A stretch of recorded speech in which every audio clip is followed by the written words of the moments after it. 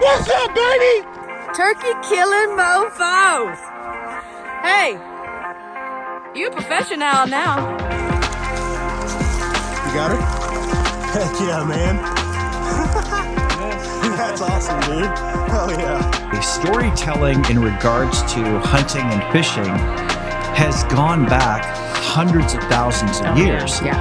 Literally on the rock walls of our nation. Push it. Yes, sir. What you doing, Brandon? Go. By the way, your nipples are already wet. I just shot probably one of the most epic scenes, probably ever. These two monster bugs got after it, and it was so cool. That's about like what you want it to look like. Cover it. Oh, he's so handsome. That's a big deer, Megs.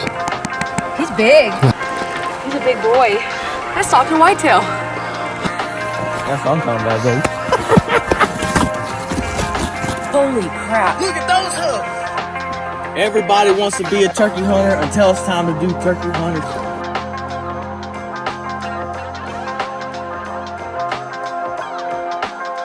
What's up, guys, and welcome to another episode of the Tejas Hunt Club Podcast in the year 2025. Happy New Year to everyone. I'm your host, Brandon McDowell, and this week we're going to be sitting down with Bo Davenport. Bo Wayne, if you look him up on Instagram, he's the CEO of Mamba Archery and a friend of a friend. We've known each other quite a while. I've been talking back and forth on Instagram about archery, filming, all kinds of different stuff, and we get into that with Bo on this podcast. It's pretty cool because Bo's actually finishing up his deer season. He's up in Oklahoma when we film this, so it's got a little bit of a deer camp vibe to the podcast, so I really hope y'all enjoy that. Also, how did y'all like that new intro song? We decided to come up with something different, a little montage, if you will, of some pretty cool clips that we've filmed or recorded on podcast and decided to roll with a new intro for the year. We're going to try it out. We might change it up, see how we like it. But if you like it or if you don't like it, let us know, man. Shoot us a DM, leave a comment on the podcast, leave a review. Just say, hey, we like the old intro better, or make a new one, or do something. But make sure you leave a 5-star review on the podcast. It is a brand new year. Hunting season ended this past weekend. Well, general deer season ended this past weekend in Texas as I record this intro. We will get this podcast out this week, so it will be the weekend before. But we're rolling into trade show season. SCI, DSC, Houston Safari Club, just to name a few. A lot of trade shows coming up. We're going to be at a few of them. West Texas SCI, the West Texas Extravaganza, will be there January 25th. Oh, that's pretty cool. Hold on. I think it's January 18th, to be exact. Yep. West Texas SCI Extravaganza out in Midland, January 18th. So if you're out that way, be sure to come by, say hi. We got a lot of listeners that are either vendors of that event or people that like to show up. So make sure you come by and tell us hi while we're walking around filming and enjoying the festivities. As I mentioned earlier, deer season has ended. So we kind of struck out this year at the Tejas Hunt Club crew for whitetail season. But I hear some faint gobbles in the distance. So we're getting excited to chase something else. Might even go chase some exotics. Who knows? It's always an option because we live in the great state of Texas. But congrats to everybody that did get big deer down this year. It looked like it was a pretty good year across the state. So we're always going to be thankful for that. In good news, the 6-arc build is coming together. A few more things I'm going to take and get my barrel Cerakoted, and I have to order an optic mount. And then after that, we're going to be able to put this thing together and actually go to the range and shoot it. So we'll have a podcast coming up about that and why you would want to build a hunting AR, and just kind of go over the build that I'm doing. And then Megan's going to hop on also and talk about her 5.56 build that she's going to build. I think it's good to have a hunting AR, but we're going to go over that more in that podcast, which kind of takes us into our next topic. It's kind of a hunting lull right now. Like I said, deer season ending, but there are some predator contests coming up. It is predator season, if you will, getting out there shooting some coyotes and some bobcats and stuff with this cooler weather that we've been having. So there is the Louise Varmint contest. It's hunting. You hunt on February 1st, and then the weigh-in is on February 2nd in Louise, Texas. So if you're down south or in the area, can make that hunt. That'll be a good one to enter up in. We have all the information in the Tejas Hunt Club Facebook group. I posted it a couple weeks ago. So if you go back and scroll down a little bit, you can check that out in the Facebook group and join it as well. Hit follow on the Tejas Hunt Club podcast page while you're there. But going to be trying to post as many of these as I can in the group and from the page so people can have a place they can go check and look at them. Also, if you have any contests that you're going to be putting on, or if you know of one, DM us, send them to us, and we'll get them posted on the page for you. A couple weeks ago, went down to the Cat Daddy Hog Band and had a great time down there. Got the video posted on Instagram, did well. So thank y'all for all the likes and views that we got on that video. But when I posted it to YouTube, they took it down. Basically, they were saying inciting animal abuse. So got a warning on YouTube. God, it was just a warning. But took the video down. I'm going to try and re-edit it, and then I'm going to get it posted again and try it that way, hopefully. It sucks, but it is what it is. If they run the platform, there's no other place where we can go to do the things that we do. So at this point in time, you got to just play by the rules and, try to push them every now and then, but respectfully. So I'll get that video posted on the YouTube channel if you want to check it out. If you're in a rush and you just can't wait till it's on YouTube, you can go check out the reel on Facebook and on Instagram. I shared it to my personal page, Tejas Hunt Club page, and shout out South Texas Shootout, Nathan Davis and those guys down there. They shared it on their page as well. So go check out the video, leave a like if you enjoy it. Oh, it's Colton's birthday. Happy birthday, Colton. If you're listening to the podcast, Colton Beam, Below Ants Ranch. I'm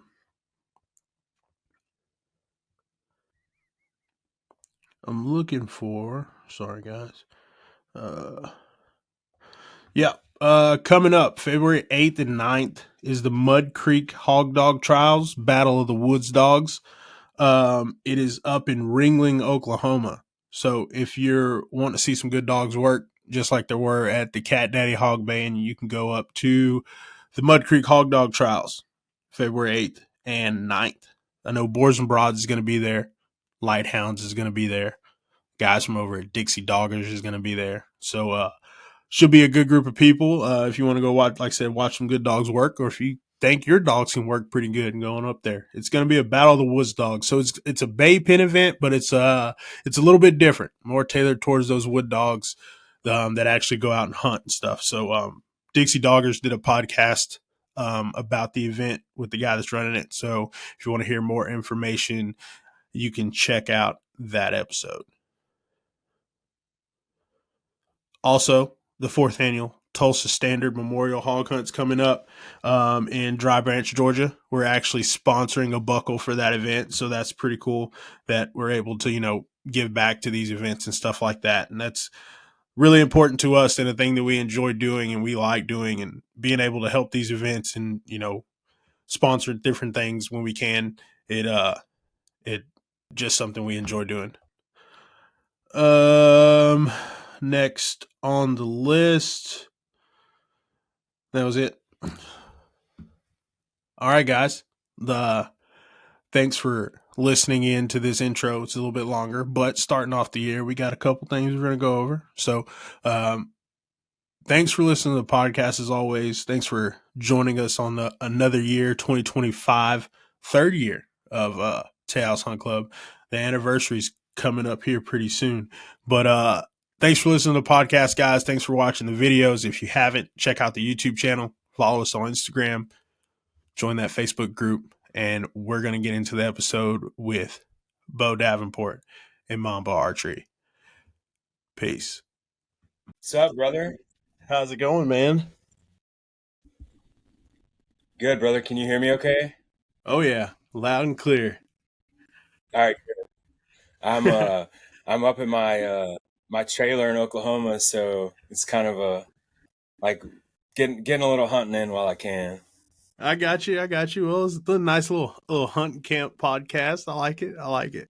Right? Man, I had it like all planned out. I was gonna have it set up in my little warehouse where I build everything, and then I was like, dude, this weather switch that happened today for tomorrow, like I've got to be in the woods. We're dropping almost 40 degrees. Like I've got to at least get up here and give it a go. Exactly, man, for sure. Especially like late season like this, they're probably, I'm sure you're like set up on feed or something because they're coming in and everything. So yeah, you definitely got to be in it. I do a lot of like chumming, hand corning off the tree.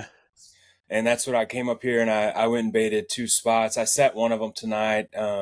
I had a few does come by, but they're kind of my little resident does, so they get a pass. And then I went and baited another one out to hunt tomorrow evening if the morning hunt doesn't pan out.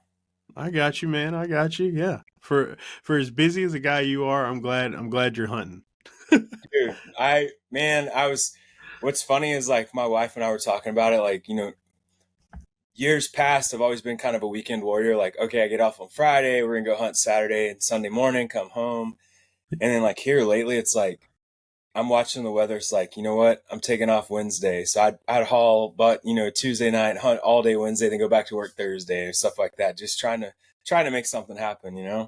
Oh, dude, yeah, I get it. I'm still in that weekend warrior stage right now, which I mean everybody's got to go through. But I cannot wait for the day when I just like look at the weather and be like you said, just like we're going to stand today. We're going to stand today. There's nothing worse. I'm gonna try and quit hitting that table so it's not so shaky. But there's nothing worse than being like. There's been several times this year, like on a Wednesday night or Thursday night, I'm like, man, I didn't want to drive up. I didn't want to go. And I was like, man, it's probably going to be good in the morning. And then sure enough, like I start getting cell cam pictures. I'm like, dadgummit. Yeah. Like, why didn't I just go? So Exactly. I had a little bit of that this year. The place we hunt, it's a smaller acreage. It's low fence. Yeah. I mean, it's got a lot of neighbors. I'm listening. Yeah, no problem. And then, it's everybody's got a feeder around me. So it's not like I'm really bringing them to me doing what I'm doing. I mean, I will say I'm probably giving them a little bit. I give them a little bit more than the standard corn, which is I think what everybody else is just throwing out. Like, Of course, Jared. So I use record rack stuff. So I got their deer blocks and all that. So I think that helps a little bit and like kind of, makes me stand out. In the crowd, but golden nuggets are my key, man. Dude, they work tonight. Yep, they work, man. And but it's still like there's no way to really pattern them, I guess you could say. Dude, we've had that issue. I'm up at our place in Oklahoma right now, and we have 16 cell cams on 1,200 acres. And I have yet to pattern a deer. And last year, completely different. I could tell you, hey, these deer showed up at this spot, on Friday morning. I'm going to go hunt this spot on Friday evening because I have about a 70% chance they're going to show up over here. Yeah. And like this year, I was up here last Christmas was what, Wednesday? I was up here Thursday. Yeah, Thursday. I was talking to one of the guys that hunts with me. And I was like, he was showing me pictures of a newer buck that we have. He's just a big mainframe 10, probably a 150 class deer. And I was like, I had this deer at a ladder stand that's on the southeast side of the property at like midnight on Tuesday. On Tuesday morning, he was 800 yards away at what I call my middle ridge stand, just walking through. And then Tuesday night, he was 1 mile from where I had him. It's late season. There's does everywhere. They're not chasing. There's food. We have 4 natural spring ponds on this property, so water's not a chore. I mean, Yeah, there's no rhyme or reason why these deer are moving the way that they are. they just do it because they want to. Dude, how do you, before we get started, how do you know Jared? So I went to, well, I hit record because I would have to get up anyway, you're- which is pretty cool. So it's all good. Yeah. So Jared is 4 years older than me, but we went to high school together. So Okay. one of my best friends growing up was Corey Daniels, and then one of his best friends growing up was Casey Daniels. So when I was hanging out with Corey and we'd go to their house and stuff, like Jared would be there. So we became friends, like hanging out there. And then of course he went off to college and everything, and we kind of like separated. But when we were in Bryan, like we met up, started hanging out again, and then we started hunting together. And Not Casey Daniels, the singer, right? no, Okay. no, not the singer. Huge fan. So I love it. yeah. I But got yeah. So that's how we met. Went to school together. Like one of the first times we ever hung out. I think we told this story on the podcast, like the first episode. But like the first time we ever hung out was at a track meet, and I was I was in 8th grade, and Jared was a senior. And we were going out to Corey and Casey and Cody, their other brother too. We're going out to their house, and we were going to go like eat and hang out and then go back to the track meet. Well, it was kind of raining that day, like in early springtime when we had this track meet, and Jared had got a brand new truck. So he decides to, kind of whip it around the corner. Well, he whipped it a little too hard and kind of went in the ditch and like came back out and all that kind of stuff. So always like that was one of the first like memories that we have of like doing something a little crazy, like going to Idaho and doing all that kind of stuff together. So that's where it started, but we've been kind of friends ever since. That's cool, man. I actually met him through Jenna. I went to high school with Jenna. And connected with her on social media. He's obviously an outdoors guy, so connected with him. And dude, we'll get into this more, like kind of telling the story of how Mamba came about and all that. But yeah, dude, I love social media. I've made so many good friends from just the connections, primarily Instagram and some Facebook, but primarily Instagram. Like just some really awesome people that I've met, and some. I mean, one guy I met randomly on a Facebook group. I was buying a new camera to film with. Yeah. I saw that he had liked the post, and I knew I was connected with him. So I messaged him, and he was, at the time, I don't remember what show he was filming with, but he was filming for a show on the Pursuit channel.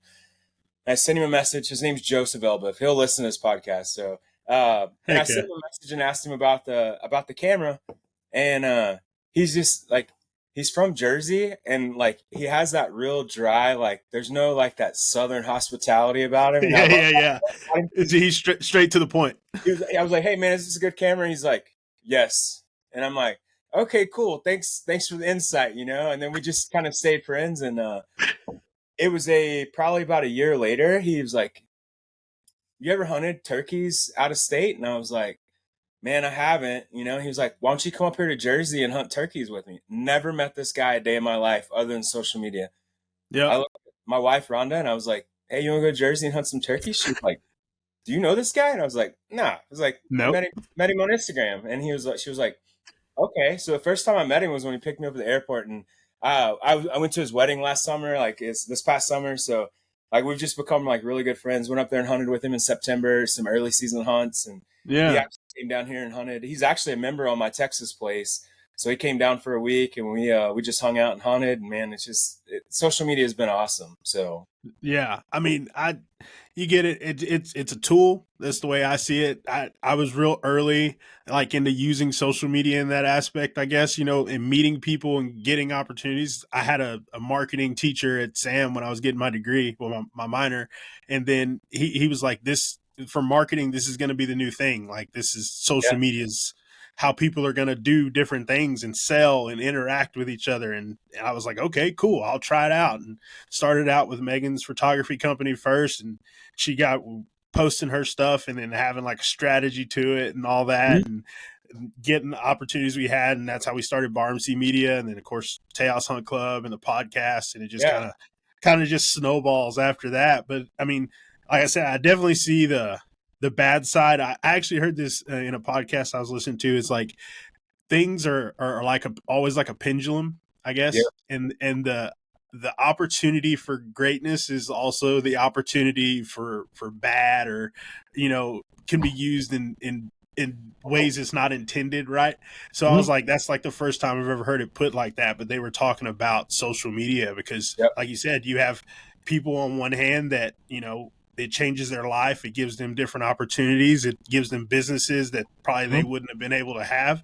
And on the other hand, you have people that just do it for the wrong reasons and trying to chase different things to make them feel better, and it's not healthy, it's not good. But you kind of got to stay in that middle ground, because it's real easy to do, especially for guys hunting, because like all day you sit there and you're like scrolling through Instagram and it's big buck, big buck, big buck all day long, and you're like, well, where are they at for me, man? Like, What am I doing wrong? Yeah.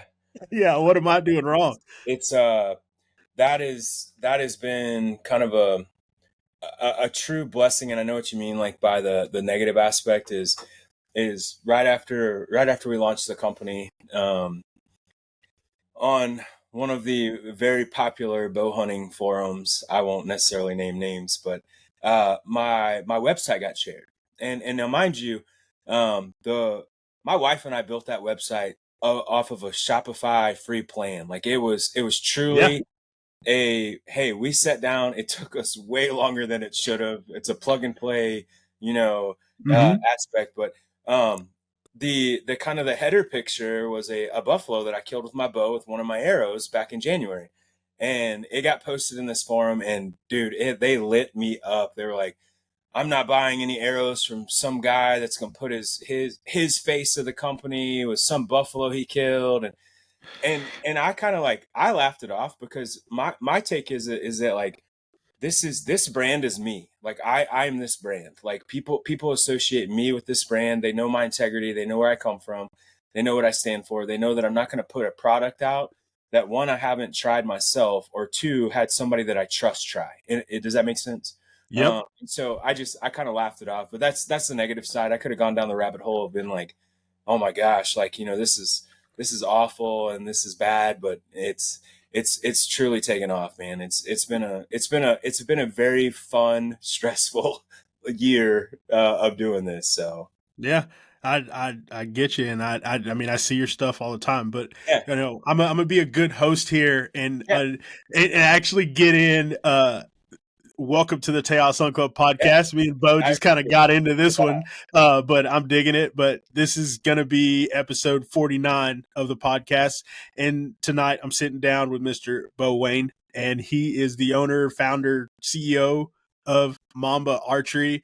He's also a pretty cool dude, and also I'll let Bo explain who and how Bo is. Yeah, for sure, man. Where do you want me to start? From the beginning? From the very beginning, man. Give it to me all. I was born in Bryan, Texas. My dad was a hunter. So like, I grew up with the outdoors, like, introduced to me at a very early age. There's some pictures of me, some old, like, 35 millimeter camera pictures somewhere of that. My dad snapped some pictures of, we were hunting in a big box blind down at his company's lease in Uvalde, and I'd sleep in his coveralls, and I always tell him, like, hey, wake me up when the deer come out, So I was introduced to hunting super, super early. Killed my first deer when I was 5, never looked back. I got into bow hunting probably, I would say probably close to the age of 12. I saved up and I bought my first bow, which was a PSC Nova, from the old Sullivan's Outfitters there in Bryan. My Uncle Jim, helped me get that bow and kind of get it set up, and kind of never looked back. But I didn't, as my hunting progressed, I always treated bow hunting as like, oh, I can get in the woods earlier, so I'm going to bow hunt, during bow season, and then I'd rifle hunt during rifle season. And it was never like this 100% bow hunting. And so kept doing that. I met my wife. She's an Aggie. We don't hold that against her because I'm alone. But I met her actually at Hurricane Harry's God rest its soul. It's getting Yeah. down, you Yeah. know. So, R.I.P. Harry's. yeah, and she had done a little bit of hunting with her dad, mainly birds, and I told her we started dating in September of '04, and I was like, hey, when October rolls around, you know, I'm in the woods, so you're more than welcome to come, but that's where I'll be. And she was like, heck yeah, let's do it. Like, I've never been, you know, I'll come and hunt. And man, our very first hunt that we went on, it was freezing cold. Of course, she shows up, she's dolled up, makeup, hair done, wearing this bright, puffy Ralph Lauren jacket, and like, we ain't seen nothing, you know. But it was still the point. And she will never forgive me if I don't tell this part of the story. So I have basically a quad pod that I have for hunting, and I had a chair and a bucket in it. And I told her, I was like, hey, I was like, that bucket is too low to where if I sit on the bucket, I can't shoot. So I'll need to sit in the chair. You have to sit on the bucket. And she sat on that bucket for, she'll tell you it was 8 hours. It wasn't that long. It was a really good morning hunt, and she froze, but I kind of knew from then, like, you know, okay, hey, she's going to tough this out with me. Like, it's going to work. And Yeah. that year she killed her first deer with a rifle and fell in love with deer hunting. Then the next season she killed a buck with a rifle, and I'd kind of gotten a little bit more serious into bow hunting, and she was like, hey, I want to try this out. So I went and got her a bow, and man, we have been strictly bow hunting since 2007. And the only thing I've killed with any kind of like firearm outside of, you know, like a few pigs here and there doing some thermal hunting is I killed a turkey with a shotgun. Everything else that we've killed, since we started strictly bow hunting has been all bow. Yeah. And that's what we do, man. We do a beach trip a year, you know, once or twice a year. And then the rest of our vacation is all chasing whitetails or whatever. We've been to Africa a couple times, and like, just bow hunting, man. Yeah, and I mean, like I said, I always liked following you because of that reason. Because Megan and I hunt together too, and like seeing y'all really enjoy it, like was like something cool that we could watch and see things too. So I'm a little jealous that you're obviously you own a archery company, so you're strictly bow only. Because man, I like shooting everything. Yeah. I grew up shooting shotguns first, doing sporting clays and shooting competitions and all that 4-H, and then got into shooting rifles and stuff like that, and where we go shoot deer, and then of course like getting into the archery deal with Jared. Jared got into archery before I did, but he's the one that kind of helped me along and was like, hey man, you should really try this out, and like, you know, I got an extra bow, we'll get it set up for you, and that kind of deal. So yeah, I started shooting COVID like most people shooting archery, but I, like I said, I've been shooting guns and stuff long before that. Like, had BB guns growing up when I was a kid, and I didn't really hunt that much. Like, I hog hunted with some buddies and stuff and ran dogs and did that kind of deal, but like I didn't shoot my first deer until I was 22, 23. Yeah, and that was with a rifle.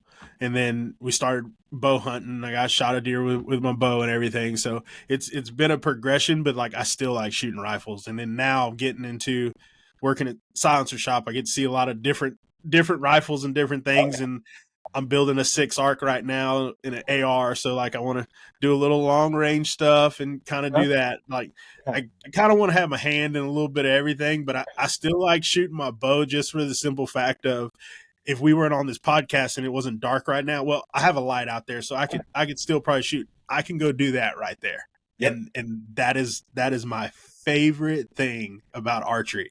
Because when I started in College Station, it was like we were in a duplex there, and like I could just walk outside and shoot, go back to editing videos and stuff, and then go back out and shoot some more. So absolutely.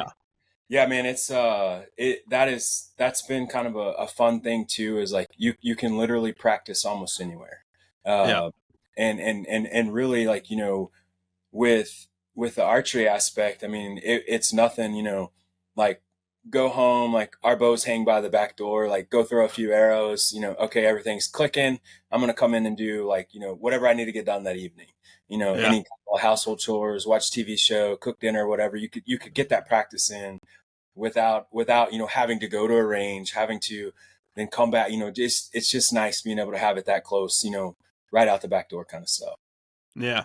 So after you got we're going through whitetails, I guess you shot. Did you get into exotics like before high school, or was that later in life and stuff? Yeah, whenever it was mainly whitetails and pigs, all growing up, growing up in Texas, we've a blessing and a curse to have pigs. Yeah. I have so many Yep. buddies from up north that will, heck, I have, matter of fact, actually, and I'll kind of get more in detail to him. My buddy that's the designer, my engineer for the arrows, he was like, that's one of the first conversations that we had was he wanted to come down here and pig hunt, and I was gonna go up there and elk hunt with him, and I'm like we're gonna do like a straight up trade here, and he was like, yeah, and I'm like, all right, perfect, I got you, That is funny.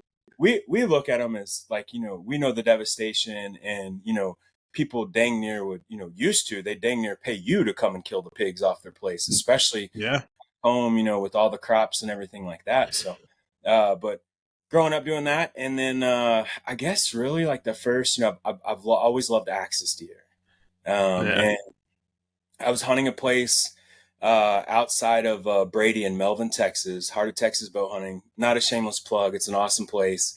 I've been hunting out there since 2008. I go back every year. It's an incredible place, ran by two incredible guys, Kevin Burleson and Mark Bradford. They actually have 22,000 acres of the old Ford Ranch. Okay. And that kind of knows a little bit of deer hunting history in Texas. One of the big 78-point buck came off the Ford Ranch back, I want to say it was like the early 1900s.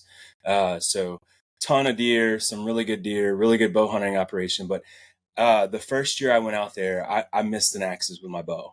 Had a little mishap with a glove and a trigger finger on a release, and it's haunted me ever since, and I've yet to kill an axis with my bow. And I've been chasing. So, but that was kind of like my first, exotic aspect. Rhonda she doesn't research things that she wants to hunt. So she came to me, she was like, I want to kill a black buck with my bow. And I'm like, all right, cool. So I find an outfit, and he's like, I have 4 big mature black bucks. And it was on it was a high fence place, but it was 2,500 acres. That was just one big high fence. Yeah. And people have their own opinions about high fence. That was not an easy hunt. That I've said it, if you listen to the podcast, I've said it multiple times. If you think you could come hunt a high fence and be like it's just a walk in the park, man, we spent. Don't quote me on these numbers, but I think in 3 days we walked like 27 miles. Yes, sir. Stock these black buck. She actually got 2 shot opportunities at it, and finally on like the 4th day, we're eating lunch, and I was like, we could stay here all week. But you know how high fence operations run. You have your fee for your animal, then you have a day fee. And I was like, each day we stay here, we're adding to this price of this animal. And so she ended up killing it with a rifle. That was the last thing she shot with a rifle, but dude, that she was hooked then. And whenever after that, man, it's been nonstop. We got married in 2007. I'd just become a cop up here in Mesquite, just east of Dallas. And so we didn't have a lot, we didn't have any money, call it what it is. So we didn't do a honeymoon. So for our 10-year anniversary, we went to Africa. And it was incredible. I think I can speak on behalf of everybody that has gone and had a really good trip. Like once you go, like you get addicted to it, and like it's something magical. So went over there. She killed a really big sable.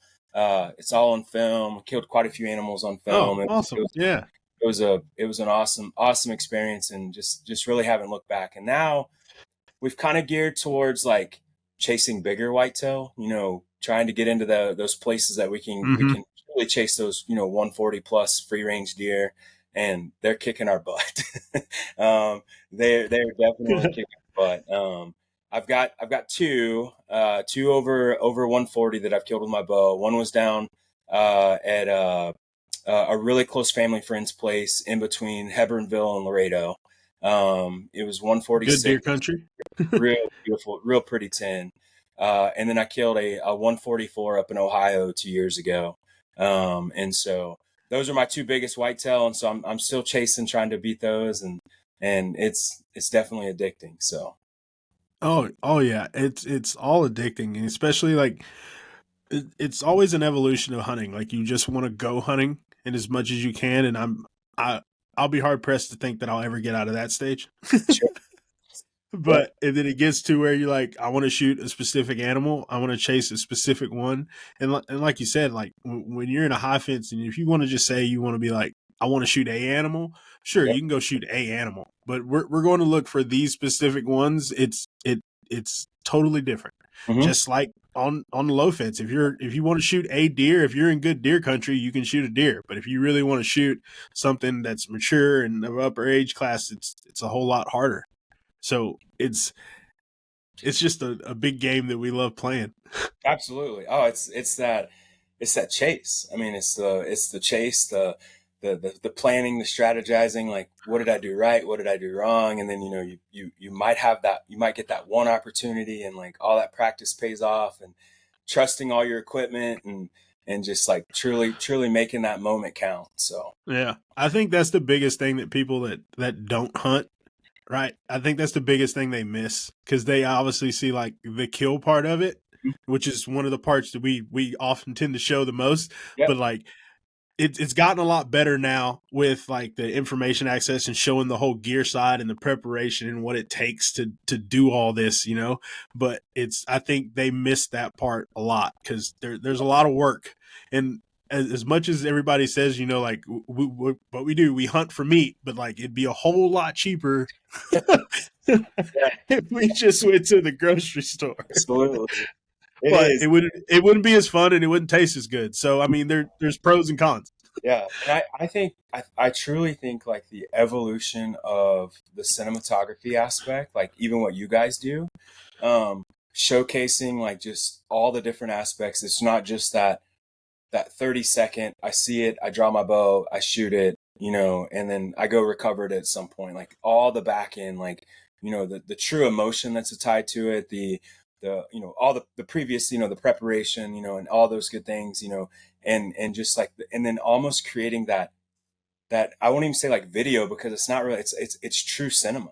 Yeah. And like you guys do an incredible job with it from every aspect that y'all do. Like I love watching my dad rodeoed. So like the rodeo aspect has always kind of been a part of it. So seeing what you guys do from the rodeo aspect has been fun. And then, I just watched y'all's, one of y'all's clips on the hog baying. Yeah. Dude, that is, man, I grew up doing that to a degree. Like we had some guys on a place that we hunted down in the river bottom, and they hunted hogs with dogs.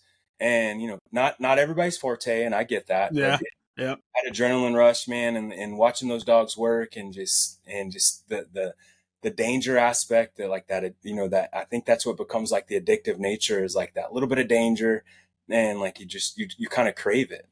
Yeah, exactly. And I'll give a big shout out to Caleb Copeland Creative. I don't know if you follow them, but they've filmed and created content for, I mean, John Dudley to Lee and Tiffany Lukowski, and I followed them from pretty much the start, especially when I started doing filming the hunting stuff. And he was like, his biggest thing is telling a story. Yep. He's like, you might not get a kill, you might not get whatever, but just tell the story of what happens. Yep. And that will like make your stuff grow to make you where you're evolving, even when like it's not the best hunting day, but like, did you tell the story that it wasn't the best hunting day? Like that's what you're supposed to do. So listening to him and Ryer and all those guys over there, like big shout out to them. Cause like they're at the top of the game when it comes to creating content, and they're real good at it, and they're great teachers of it too. And like you said, just sending people messages, and that's how I met them and went to a class and all that kind of stuff. So it's cool, like you said, is to be able to do that and not just get a kill. Because I mean, there's difference. They said too, it's like it's difference in producing a show and being a cameraman. Anybody can be a cameraman, but can you produce a show or produce a video? So yeah, I appreciate that, man. Yeah, absolutely. But yeah, oh, go ahead. Oh no, I was just gonna say that has been kind of one of the benefits, like we were talking about earlier with social media, is like it's free advertising. Like you can advertise your work product, obviously snippets of it. It's free. It doesn't cost you anything. Nobody has to go they don't have to go, you know, pick up a magazine or pay access to a website or anything like that. Like social media is free. And it's, and like following, like, you know, the hashtags, you know, like figuring Yeah. out hashtags get associated with different things. And then once you connect, like, you know, connect with you, see who you're connected with, see whose stuff you share. Oh man, I really like that. So I'm going to follow them. And then now you've built this community that you're all like-minded and all that, and you all celebrate each other. Yeah. You know, like when I killed my buck earlier this year, just a big management 8-point that we had been trying to kill off this property for the last 2 years. And like, you know, I posted it, and I think I had like 30 or 40 people reshare it. And it's like, and some people like I've never even communicated with, we're just connected. And it's like, Yeah. we're all celebrating each other. And it's just an awesome community when it comes to that. Yeah, it really is. I mean, that's like why I like doing this. Why one reason why I started like Tejas Hunt Club is because, Yeah. I mean, I like sharing other people's stuff. I like congratulating people on like, you kill a bunch of ducks. Like, heck yeah, I wasn't there, but like it looked like a good time, and I'm glad you did it. I'm Yeah. glad somebody was doing it, you know? Yeah. So like that's awesome when I can do that and share other people's stuff, and especially like for creators, like that, people, photographers, videographers. If it's funny that some people would see it as like, you know, you're sharing your competition, right? But like to me, it's like they're making cool stuff. Like it's enough out here for everybody. Absolutely. So like if you're making a cool video or you took a badass photo, I'm gonna share it. I want other people to see it, you know? Yep. Absolutely. Same thing. So with as if you can't tell listeners on this podcast how passionate Bo is about hunting, and how there are a lot of hunters as passionate as him, but it's even more to be like, I now want to start an outdoor company. Like, so how and when did that kind of evolve? Did you kind of always have it in the back of your mind as something you wanted to do, or like you just didn't know what, or how did that work? It was, you know, when I became a cop in 2007, 2006, I'm getting up there in age. I had a guy that I worked with that said, you know, hey, this is, you know, you need to figure out something else to do outside of this, you know, and like, you know, from the law enforcement side, you know, I've been in 18 and a half years. I've seen things I don't wish on anybody. I've been to way too many, you know, brothers in blue and sisters in blue funerals. And it's always a negative aspect, you know. There's great positive things that come out of it, but at the end of the day, what we're dealing with from a positive aspect is somebody's negative. And so I always wanted to have an avenue to kind of like as a stress reliever, and hunting has always been that for me. Hunting, fishing, you know, just getting in the outdoors. And so I started back when we had the old VHS cameras. My stepmom at the time had one. And I would take it with me to hunt, and I would set it up, and I would try and film and try and get a kill on film before, you know, that was back when you have to wait for the VHS, you know, the new Monster Bucks VHS to drop at Walmart. And then you go get to see all these giant deer that these guys are killing. You're like, wait a second, they're hunting Texas. I'm hunting Texas. I'm not shooting 70s. Like, what's going on here? They're not running me over when I'm putting these horns together.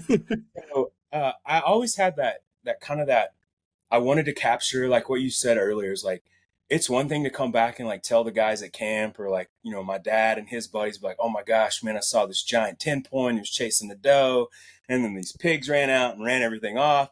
But now, like, hey, watch this video. I know it's horrible quality and it's shaky as heck, but you can kind of put it a little bit together. So started doing that. And then when Rhonda and I kind of got serious about it, you know, we bought that matter of fact, the camera that I was telling you about that I got the recommendation from my buddy Joe. We started filming and like trying to kind of put together a little bit of a story, and, you know, make little short clips and like get with and try and partner up with brands that we were already utilizing, saying, hey, you know, I'm not looking for something free, but how can I get to that point? Like, how can I learn that from you? And we built some really good relationships. And we filmed for a show for a couple years. It was on the Pursuit channel. And then it kind of got to the point where it took a little bit of the fun out of it. It became like this, almost like this job. And like there were several, I remember a few hunts specifically, like we didn't have a deer in frame. I'm at full draw, she's at full draw, trying to get a shot, can't get the deer. And like we end up like losing that memory. And it was like, okay, we need to take a step back and see, like we're kind of losing what we wanted to showcase anyways. So we stepped back away from that, and I didn't really know like I knew I wanted to do something outdoor wise, just because of how much I love the outdoors. And then this thing kind of fell in my lap. A buddy of mine that I'd met through a different arrow company, he has been in the archery business for, I want to say like 25 years. He's owned a couple of different companies. He's engineered and designed arrows for a couple of different companies. And a random conversation, is like, hey man, I have this kind of new design. I don't really want to start up another big company. And he goes, I just want to design arrows, but I think this is something we need to bring to the table. And so we cussed and discussed and kind of came to an agreement. And I guess, well, let me back up. So he sent Rhonda and I some of these shafts, which is now our centrifugal weave that we brought to the market. And we got them and we're like, man, these are kind of cool looking, like kind of reminded us of snakeskin, hence the name Mamba. Wow. And man, we shot them, we fletched them up, shot them, loved what they did, and had no back end knowledge of actually what we had, compared to other arrows on the market, other than, we had something that shot straight, got good penetration, and held, was resilient, because we shot pigs with it. And I'd be willing to bet everybody listening that's killed pigs knows if you hit a pig wrong, you ain't getting that arrow back. Like it's going to end up breaking, like it's going to hit a shoulder. And so, it held up really well, out of both of our bows, 2 different setups. And we just kind of stayed in touch. And then we kind of came up with this idea. And I guess it was July of 23 is when we formed, Mamba Archery LLC. And the name comes from the centrifugal weave. It looks like a black mamba skin. Obviously, respectfully, Kobe Bryant was black mamba. I mean, there was no way in this world we were ever going to have black mamba archery. And there's like black mamba. I think there's a bow called the black mamba the APA makes. There's a couple other things that are black mamba, like some finger tap companies. So we trademarked Mamba Archery and formed the company. And that was July of 23, and started building our inventory of the different arrows that we were going to offer. We knew we wanted to bring this brand new centrifugal weave to the market. We brought it in all 3, 3 sizes, like the 4mm or the 166, the 5mm, the 204, or the 6mm and the 246. But it's more of a higher end arrow. And being a working class guy myself, I didn't want to just have that in my lineup. So we started adding arrows to it, some high end, just straight carbon arrows, all the way down to some really, really good quality, kind of like hunter edition arrows. So now we have 8 different shafts. We have crossbow bolts, and we have two target arrows, the 23 series and 27 series, that we'll be releasing, early in 25. So.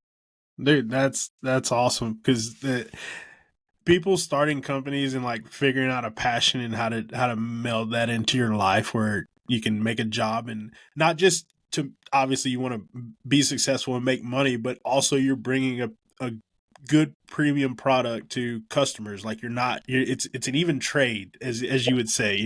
You're bringing a good product to market, and of course you obviously have to pay for that. But like it's, especially in the outdoor industry, it's I wouldn't say it's hard, but coming up with a product and being able to separate yourself from the rest it's what you really have to do. And I think, especially with like the way you talk about the design and everything, and like I said, I've gotten into archery, but I don't know every little bit and piece. So I mean, like in layman's terms, what makes that different, and versus say like, for instance, right now I've shot Black Eagle since I started. So a carbon arrow from Black Eagle. Well, first and foremost, every arrow company out there makes dang good quality products. There's not an arrow company that you will never hear me talk bad about any of them, because at some point I've probably shot them and killed something with them. So they've all done exactly what they're designed to do. The only thing that we kind of set out differently is, we have this centrifugal weave, and to kind of explain that in layman's terms, because I'm not an engineer and I don't understand all the back end of it. And when my engineer designer listens to this podcast, he's going to laugh, because he's explained this to me about 7,000 times. Yeah, I'm sure. The weave is actually wraps around the entire shaft. So the centrifugal aspect, what we are seeing out of it is the energy transfer from nock to tip is faster, which allows the arrow to recover out of the bow faster, which in turn makes for long range accuracy better. Follow me on all that? Yeah. I follow you on that, because I'm thinking of, when you say it like that, I'm thinking of a barrel. Take like a steel rifle barrel, and then you take the carbon barrel, versus how they first started out was just the carbon sleeve. And then they heated it up, and then now you have people like Proof and Bagara that are actually weaving the carbon to the barrel, which inherently makes it more accurate. Yeah, I get what you're saying. So you have this, recovering out of the bow faster, which obviously, up at the speeds that, most people are shooting, you're not going to see anything in that 20-yard mark. It's where, that 40, 50, 60-yard mark, to where that arrow recovering faster, the accuracy is a little bit better. Yes, sir. The other thing with the centrifugal weave is the resilience of it. That was one of the whole designs behind a carbon weave being introduced to the market, was building something that was a little bit lighter but stronger than just a standard carbon arrow. Is that we're seeing like incredible resilience out of it. And it's just, it's something that nobody else has. There are other carbon weave technologies out there that other companies are using, and they're having incredible success with it, and they make great arrows. Ours is just a little different, that it's centrifugal. It actually wraps, versus an overlay or anything along those lines. The other thing that we wanted to do with this company is we went with all of our components, they're spine specific. So even though, like, let's say you shoot a 250 spine and I shoot a 300 spine in a 5mm arrow, that 5mm, component will work on both arrows, but we went spine specific. So we actually measured the OD, or the outside diameter, to get our half outs and our sleeves just that much tighter per spine, just so you have that smooth transition. And just kind of eliminating a little bit of a problem that it has been seen. Not, other companies are doing that as well. It's just something that we added into our repertoire as well. Yeah.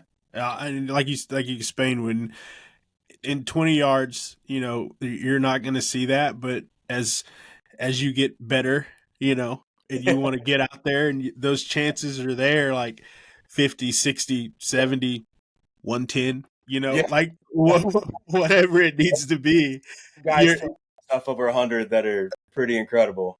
Yeah, one of the coolest shots. Just side note, one of the coolest shots I ever saw. Well, two of them was Aaron Snyder shot an aoudad, and then I think Levi Morgan shot one at like 109. Yeah, and like, will I ever do that? Probably not. But it's cool to know that somebody can. And for a while when I was really shooting, like if a deer, when we went to Idaho, like if a deer would have walked out at 60, I was comfortable and confident to make that shot. Sure. So it's like when you're shooting and your bow works and everything's going great, it's up to you on how far you're going to set your barrier on that, and it depends on the work you put in on it. Well, and to kind of get back, so we wanted to bring all that to market, but the other thing that was kind of noticing a little bit of a trend is everything has gotten really expensive, and so I wanted to kind of hit that point of what I would consider as myself as like a middle class person being able to afford high end arrows. Yep. So like my arrows range from $65 a dozen MSRP to $189 a dozen MSRP. And that's 8 different shafts, 8 different, completely different shafts. So you can look at our website and really like say, hey, I want to shoot this new weave you're talking about. Okay, cool. Well, do you want it in a 4 mil, a 5 mil, or 6 mil? And then you could pick, your spine and like, okay, well, I'm not a weave guy, but I'm a high-end carbon guy. Okay, I offer that as well. Or actually, you know what? I just need a straight arrow that's going to go out there and it's going to kill stuff. Okay, I offer that as well. I kind of wanted to be that one-stop shop of every price point and just offer a good quality product that not only that I could say that I'm proud to have my name associated to, but that everybody else that's shooting it, like, I love getting all the DMs and the messages and tags, and like it just makes me light up, and it's like, man, that's my product. That's so awesome that you were successful with it, and stuff like that. So Yeah, man, that, like I said, it's so cool. And like, like we've been talking about getting me and Jared some of those arrows. yeah, We're going to shoot them too. So yeah, we're definitely going to do that. Cause like you said, there's just about any component, any gear piece that you're going to have in hunting is on par with each other as far as like quality. But yeah, to me, it's like, I'm sure Montana Knife Company, right?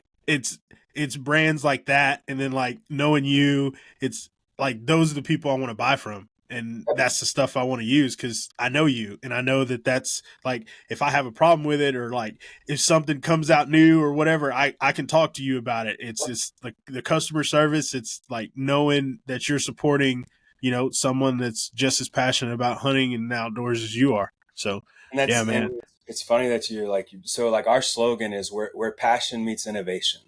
So we have the innovative product with the centrifugal weave, but then you throw in the passion that, we're bow hunters first. We're not business people. I couldn't have told you the first thing on building a website, on creating an e-commerce platform, on nothing, but I could talk to you all day about bow hunting. And I can tell you what I've learned to not to do. And I can tell you like that have worked. So Yeah, that's awesome, man. Because like you said, it's always evolving, and bringing in and starting this company is just another piece of it. And like I said, I love it, and it's pretty cool. I like seeing other people do stuff that they're passionate about. Like yeah, I talk to my buddies all the time, and they're like, "Well, man, I've been thinking about doing this." I'm like, "Well, do it." Like yeah. but first, do it. Give it a shot. Try it. You might not like it, at the Mhm. end of the day, but at least you gave it a shot. You don't have to Yeah. think about it anymore. Time is the one thing we can't get back, man. And No, sir. it has been, it's one of those, like exactly what you said. Like when we talked about it, it was like, hey, I could do this. Like we can do this. We, collectively do this. We've built a pretty good team behind us. I have obviously my wife is technically the owner, so it's a woman-owned company. There you go. So she tells me all the time that she's my boss, which okay, it is what it is. But Yeah. I have a really good a guy that's running my sales direction. He's out of Missouri. His name's Ryan Waterman. He's a heck of a guy, super passionate bow hunter. Then I obviously have my designer that does. I call him and I'm like, hey, I want this. He was like, and he just sends me. He's like, I'm on it. That's all he says. And then like the next few days, I'll get like these random like design like CAD drawings, and I'm like, all right, you got to explain this to me because I'm seeing something. I just need to know what the heck it is. And stuff like that. But we have some really cool stuff coming out in 25. Just little fixes. Like I wanted to add to my component, categories, different weights. Cause every bow hunter is different. You have the guys that just want to, hey, I just want to buy some arrows. I want to fletch them. I want to cut them. I want to put my insert in. I want to go kill something. And then you have the other guys who are like, I want to build these to, kill elk at 80 yards. And I want this, FOC and get this feet per second. And just truly being able to have that kind of that one-stop shop for the most part of them being able to build exactly what they want to build and how they want to build it. That's awesome, man. Because like you said, everybody's different. Mhm. For me, I'm like I want the arrows. Can you fletch them for me and then glue them in? Because I don't have the tools to do that right. That it's because you have to have the tools to do it right, or else you're just gonna be mad and trying to put it together, and then like the glue's gonna fall, and it's not gonna turn out well. So like I used to go to Live Oak when we were in Bryan, and then we go to Archery Country here now in Austin when I need something. But like that's me. So if I can order my arrows already done, we'll be good to go. For two that it come pre-fletched. I like it. Flex Fletch. They make an incredible vane. We actually partnered with them about about 2 months ago. So all of our pre-fletched arrows, we offer two. One is the standard 246 or 6 mil, and then the other one is in a 5 millimeter or a 204. They come pre-fletched with flex fletch vanes. Cool. And that's the vanes I personally shoot. They make an incredible vane. There's other great vane companies out there. We chose to partner with them, and they've been awesome on their end of things and giving us a quality product that we can add to ours. That's cool. That's cool. Cause like you said, there's guys out there, and I mean, I don't know if I've been lucky, I guess, in shooting. Like I shoot pretty good, Yeah. and I haven't had to do all the, like, you listen to these podcasts and like some of these guys get into it and they're like talking about the different tuning that Oh, they're doing. And I'm yeah. like, I'm not doing something right because I don't have to do all that. Or I'm just real lucky, and I think I'm just going to lean to being lucky right now. That was one of the biggest learning curves, is naiveness of, when we were working with different companies and we were getting, a different sponsorships of arrows sent to us, I'd take them, have them cut, have my, insert or half out, whatever the arrow came with, cut to my length, glue it in, put on a fill tip, and I'd go shoot. I never weighed them. I never did anything with them. And I was like, all right, cool, And then and now having, being on this side of a company and meeting people that are like super, just very detailed on how they build their stuff. And like, it's cool to learn. And what's even makes it like kind of even better on my end is like, when I get that guy that I know, or that girl that I know that is like really, paying attention to like the smallest details. And then they message me or they call me, be like, dude, these arrows are incredible. And I'm like, all right, I love that. Yeah. Like, and then I have buddies that, they get them, they cut them, they insert, and then I get a picture of a dead deer with them. I'm like, Yeah. did you weigh them? Did you do anything? Nah, man, I just shot them. And I'm like, wow, Shot it. you know what? That's all I can hear too. So yeah, as long as it's going where I need it to go, and that's where it's hitting, I don't need to worry about anything else. Absolutely. Yeah, but like you said, you have a product that hits both of those people, and I think that's going to be a good thing for obviously the longevity of the company, because I think some companies lean towards one or the other. They want to make a not necessarily a cheaper product, but like a less premier product, we'll say, and then that's what they lean towards. Or you have the companies is just like, this is the top of the line of everything, and this is all we're going to have. But being able to hit both of those is pretty good. And that's, whenever I go to a shop, or I've been to several consumer shows, like we'll be at ATA in 2 week and a half, the ATA show, and then we'll be at MBS at the end of the month. I never lead with my pricing. For the simple fact is I don't want people to look at the pricing and think they're getting a subpar product. I would rather tell you about what I offer and the material that's in there, because anybody that has a working knowledge of arrows, when I tell them the material that's making them up and the design aspect behind them, they're going to be like, okay, it's automatically going to kind of raise their level of like, this is a premium product. Yeah. Then I hit them with the pricing, and man, I couldn't tell you how many times that like people were like, is this per dozen? Yeah, it's per dozen. How are you doing this? I'm like, because this is what we've set out. We're here to build a business. Obviously, there's money to be made, but I'm not looking to hit a home run on every dozen arrows I sell. My goal is to put something out, and selfishly, Texas-based company that everything's assembled here in Texas. I want the entire state shoot my arrows. And then I want to move to Oklahoma. Then I want to move to Colorado. I want the entire United States. Actually, I want the world to be shooting my arrows. I have several guys out in Hawaii right now that are killing the heck out of some axis deer with them. Dude, awesome. Yeah, it's so cool to me, to like the people that I've met, and I look forward to going to the international side. Hopefully that's what ATA will bring and stuff like that. And is so cool to connect with people in different parts of the world and country, and like have them, I know this kind of sounds like a little bit narrow-minded, but like have them shooting and utilizing something that they trust, that I held in my hands, that I helped bring to market, that has made them successful in their passion. Yeah. I mean, I don't think it's narrow-minded. I think it's a good way to look at running your business, because I mean, you have a lot of companies that just, you want to make money, and obviously you want to be successful, like you said, but when you focus on making sure the customer is getting the product that the customer needs and the best product that you can give them. The rest of it's going to fall into place. I was listening to a podcast with Randy Bloomer, owner of Bloomer Trailers. So he was on the Flatbed podcast, and he was talking about, how they started Bloomer Trailers and everything. And he's like, it didn't matter the price. Like same thing. I was like, I never led with the price of my trailer. I'm just letting you know this is the best trailer that I could build for your application.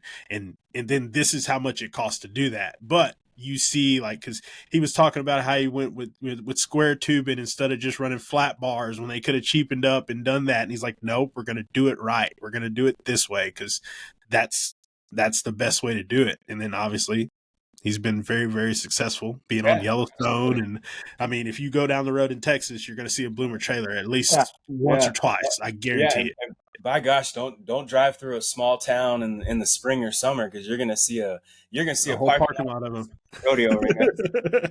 Exactly. But yeah, man, I love the fact that you're thinking of it that way, and like I said, it makes me want to shoot your arrows even more. Heck yeah, man. Yeah, I'd love for you guys to, you and Jared both. So yeah, we'll definitely get them on. So I know you said you're up there hunting right now, and what's the next big hunt, not including whitetails? And like you said, you're going to be trying to chase axis. Do we have one lined up for this year?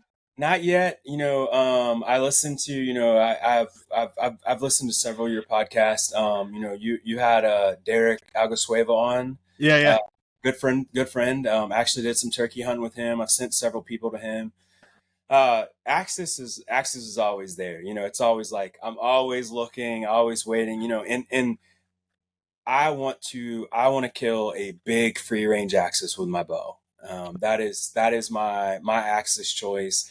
And it's just a matter of pulling the trigger and finding the right person to go with. So maybe somebody listening to your podcast can point me in that direction. Yeah. And then, man, after that, I think probably maybe back down to Mexico hunting big mule deer. I did that in 22.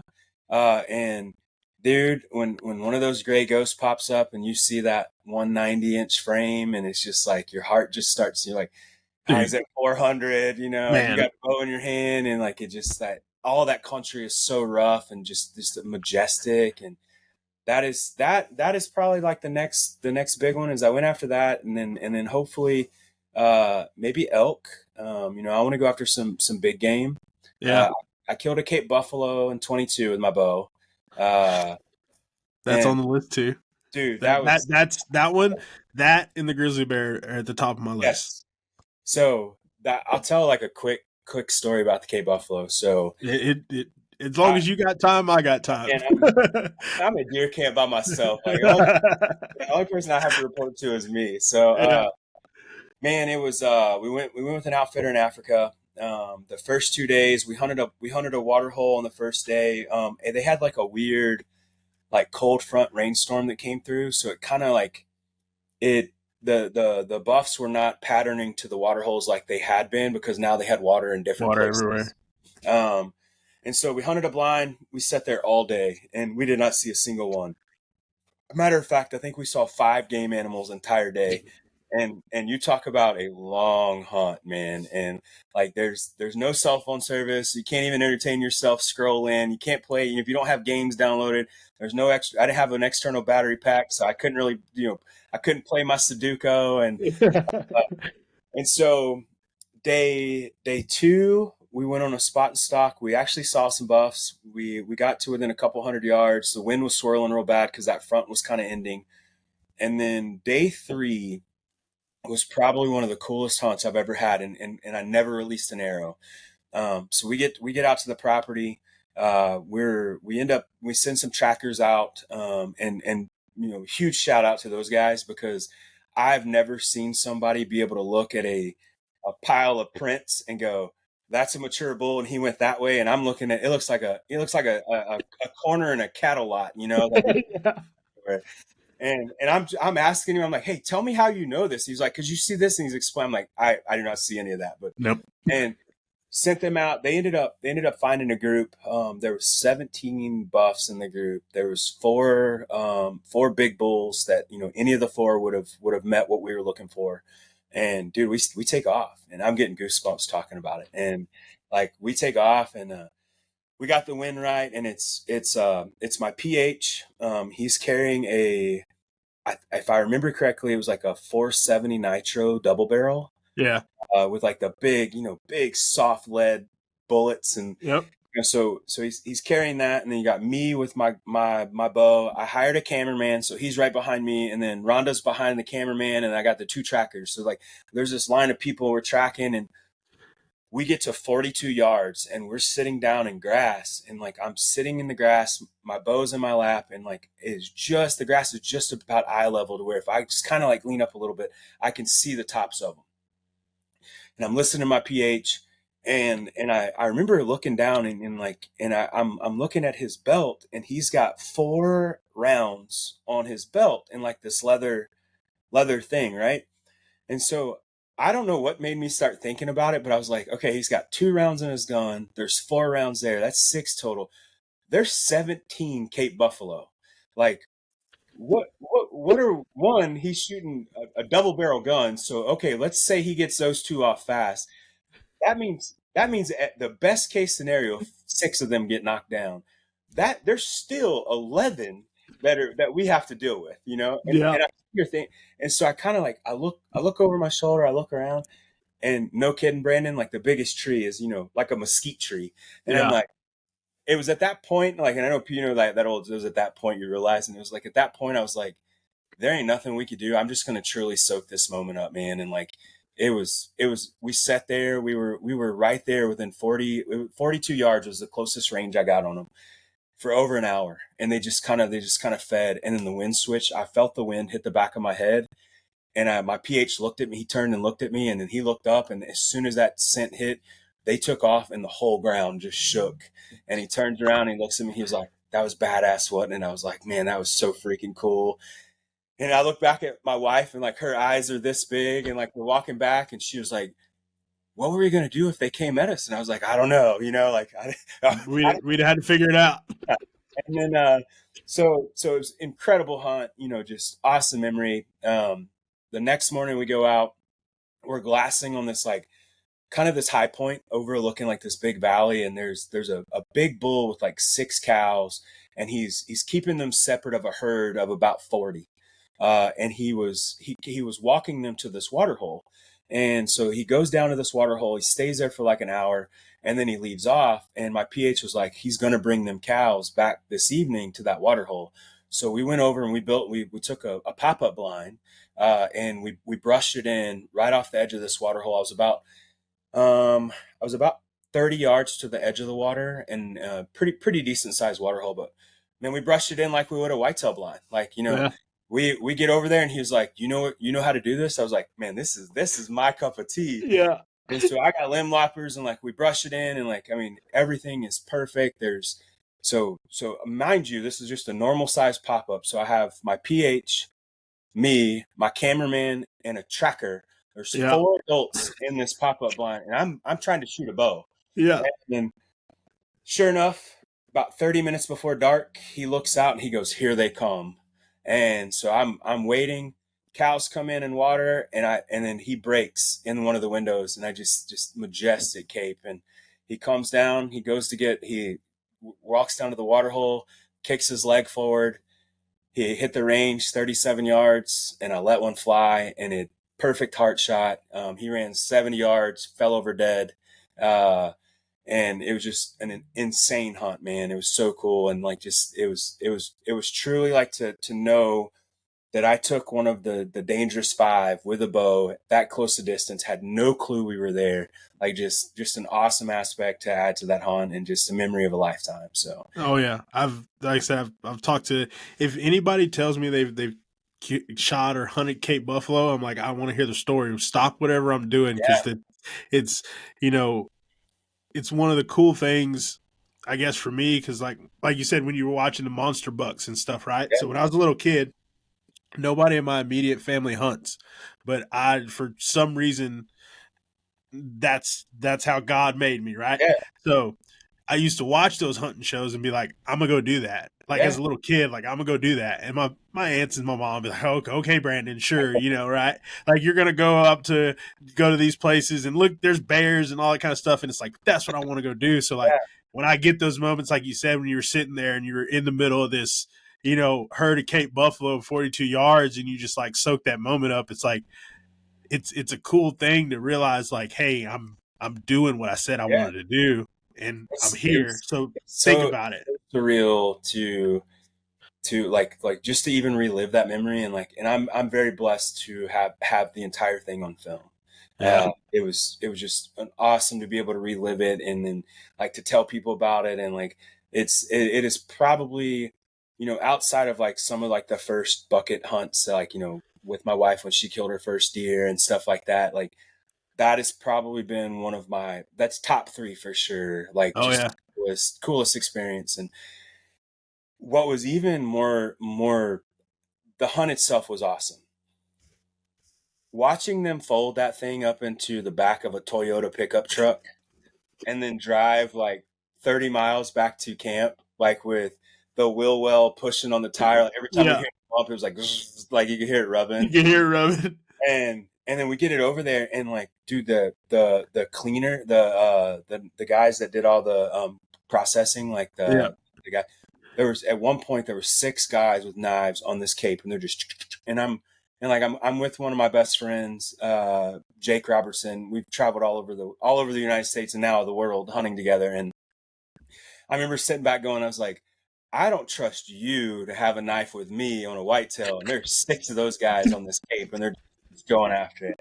But and on top of that, like knowing, obviously going to Africa, we can't bring the meat back. So I mean, we are trophy hunting to a, for lack of better words, knowing where that meat went, it's knowing that, large portions of that went to all the families of the guys that helped me that day, the trackers, the processors.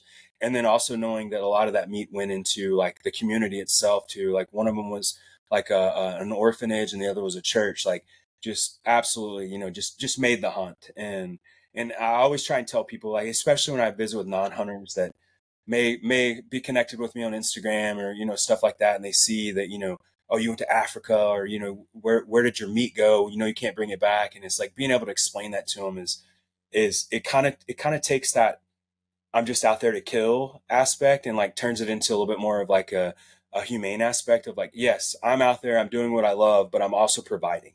And that was so I tell that story to say Africa's always on the front of my list. Like I want to go after something else dangerous. Like I thought about like a hippo or a croc. I think it'd be so cool to kill a croc with my bow.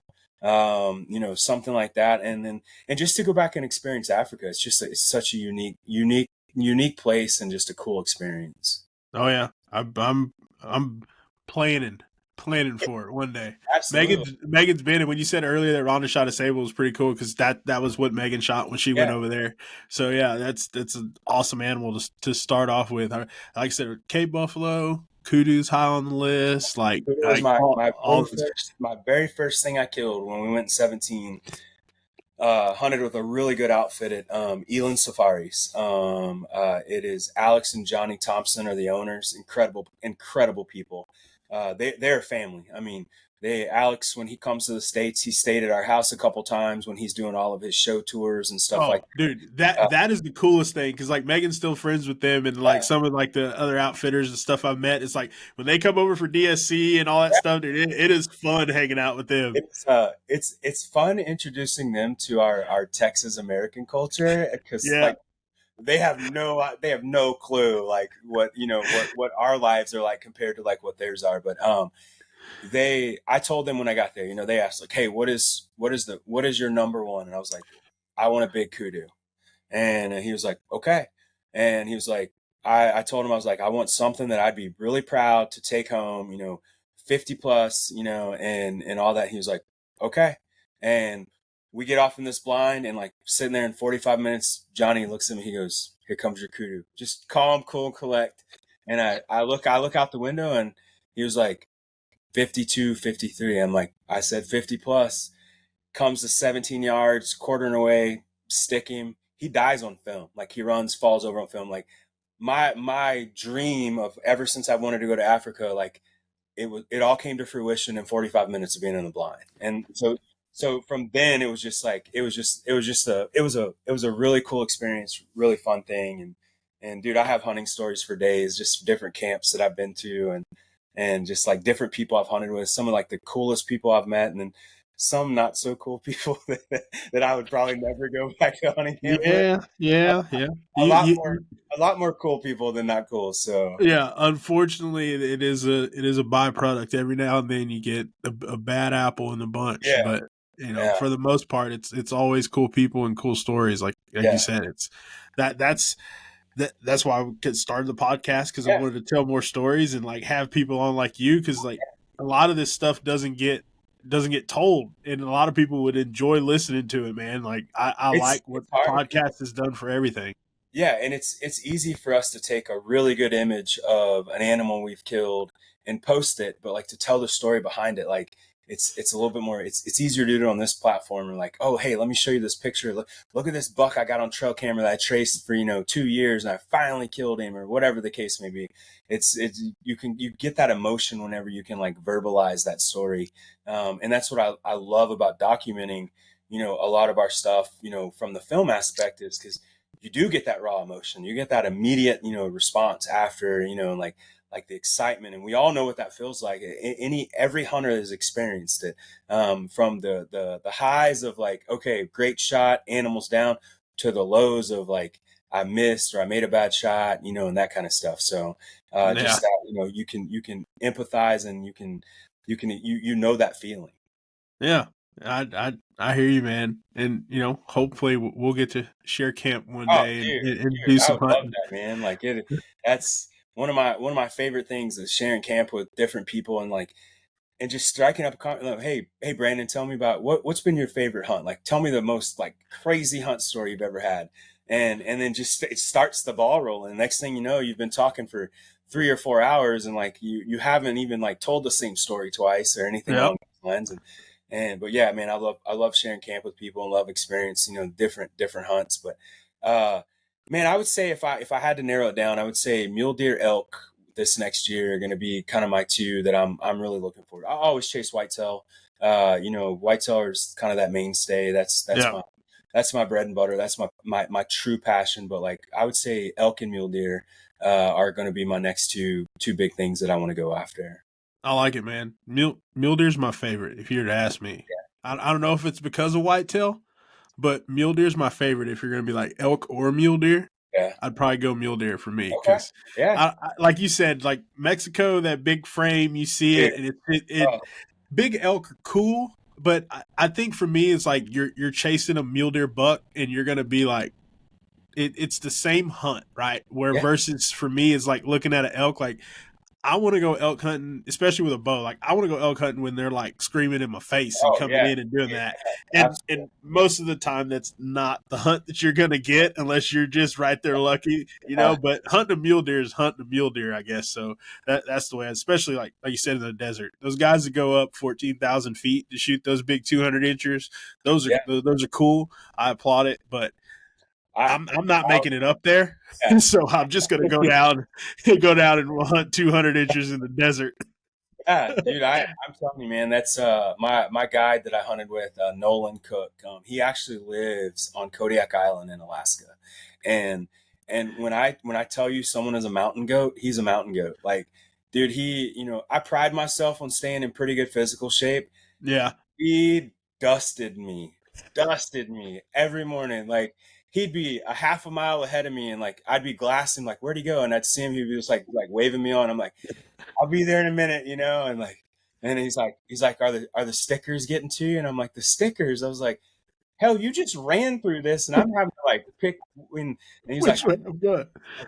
I'm wearing like, good boots that thorns can't go through. He's wearing like tennis shoes, and like, and I'm like, dad gum, man, like, Yeah, put it in granny speed so I keep up with you. So, yeah, exactly. I have a lot of, there's so many variations of hunting, and how people chase game. And And I do want to experience it. Like, I just, it may be one of those things like, hey, I'd love to go up to that, 12, 13, 14,000 feet one time. It may only be one time, but at least say I experience it. Go to Alaska, chase big grizzlies, like just like that, man. Go chase, like go get on a good caribou, like a good caribou migration. Chase some big bull moose, watching the Kiefer brothers whenever they did that first series drop. Oh yeah. Oh my goodness, dude, that, like, I want to do that. I want a plane to drop me off with rations of food for, maybe not 10 days. Come and check on me in 5, Yeah. I may be like, hey, here's my white flag, but I just want to say I experienced it because, like I said earlier, time is one thing we don't get back, and all we're doing is getting older. And I want to soak up as much as this life has to offer me, as much as this company has to offer me, and like truly experience it, from, chasing whitetail and, North Carolina or South Carolina with, a buddy that I've met that now has my arrows in his shop, to, let's go to, Hawaii and chase axis deer on the islands, or let's go to Alaska, like I want to experience it all. Well, dude, I'm right there with you, man. So I'll be glad to help support Mamba Archery, and get to go do some hunting and everything together. Yeah, and absolutely. We'll do some cool stuff for sure, man. Yeah, absolutely, man. I ain't gonna hold you up all night because I know you're gonna get to hunting, but we'll have to get on the podcast again for sure and talk some more stuff. But I appreciate you coming on, and I had a blast listening and everything. Talking to you, dude. Man, I really appreciate it. Thank you for what you're doing. Giving us a platform just to visit and talk, and putting something out there that people can really associate with. On every avenue, everything that you talk about. Yeah, I appreciate it, man. I really do. It makes those as those longer nights in those earlier mornings a lot more worth it when people tell you, they listen and like what you're doing for sure. Yeah, sure. Well, sounds good, man. Thanks everybody for listening to the podcast, and make sure you go check out Mamba Archery and Bo Wayne. Follow his page too. He posts a lot, and he's always in the gym or hunting or doing something, so you'll be entertained for sure. And I'll have everything dropped in the show notes and linked to Instagram and all that, so make sure y'all check those guys out for any of your arrow needs. So especially since they're a Texas company and woman owned. So thanks for listening to the podcast, guys, and we'll catch you next week. Peace.